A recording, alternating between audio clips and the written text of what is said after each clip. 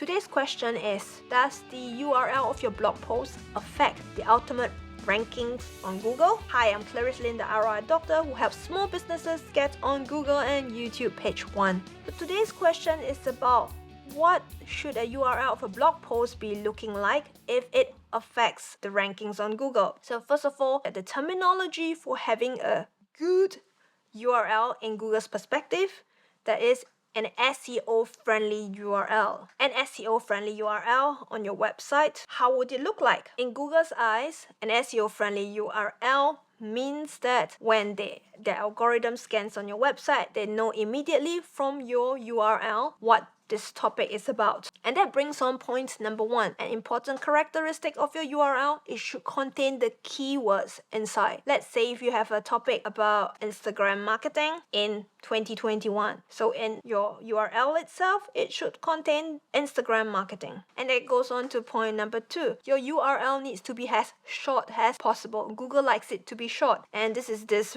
reading resource over here that Google have explicitly said that they want short looking URLs. The short URL would look ideally between 3 to 5 words. 5 words is probably the max as far as you should go. If you can keep it to 2 words, that would be really good. But if you can't, between 3 to 5 would be perfect. And that goes on to point number 3. Google wants your URL to contain only words. They don't want any numbers inside your URL. So in this case, for my blog article, Instagram Marketing 2021, I shouldn't include 2021 within my article itself because Google doesn't like that. And it's also not good for the long term because let's say if I want to update my article for 2022, then I wouldn't be able to change the URL itself because when you change your URL, Google thinks that it's a totally different blog post altogether, and then if your blog post was originally on page 1, you will lose your rankings immediately. So you don't want to keep changing your URL. So on the safe side, keep URL to only letters and keep it short, 3 to 5 words. And that goes on to point number 4. You want to keep your casing to be all of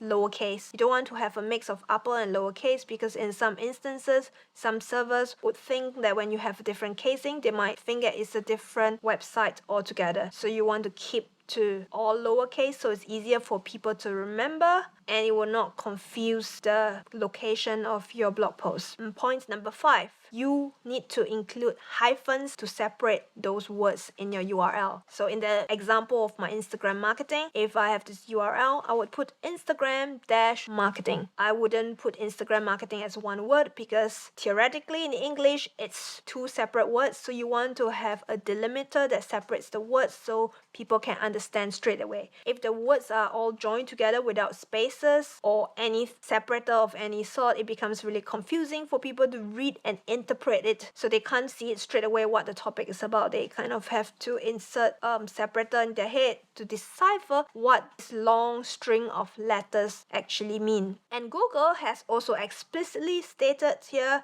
I'm going to put this screenshot right here, that says that they prefer you to put in hyphens rather than underscore. Keep it to hyphens. That's what Google wants. Point number 6. Should you include the date of your blog post with your URL? Nope. Most people make the mistake of doing that because that's the default setting for WordPress mostly, that they include the date published into their URL structure as well. You don't really want to do that because if you remember my point number 2, Google wants your blog post link to be as short as possible. So when you have all this date published that's inside, it confuses Google because this is not useful information that will help them understand your blog content better. It's not helping the user in any way, so keep it short. If you have dates published included in part of your URL, go back to your settings and change it so you will only have your main domain, your website.com / your 3 to 5 words of your URL separated by hyphen. And that goes on to my last point, number 7. So some people would have their website URL having your website.com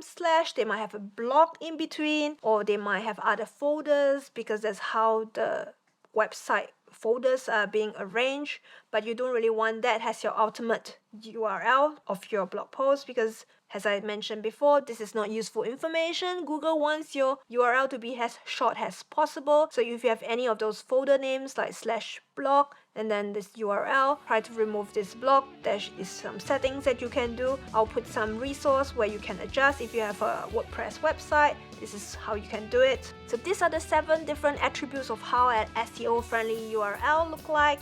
I hope this was useful for you, and if you enjoyed this video, please give it a like so more people can see it, and subscribe to my channel so you get more videos about how to get your blog post on Google page 1. And I'll see you in the next video. Bye!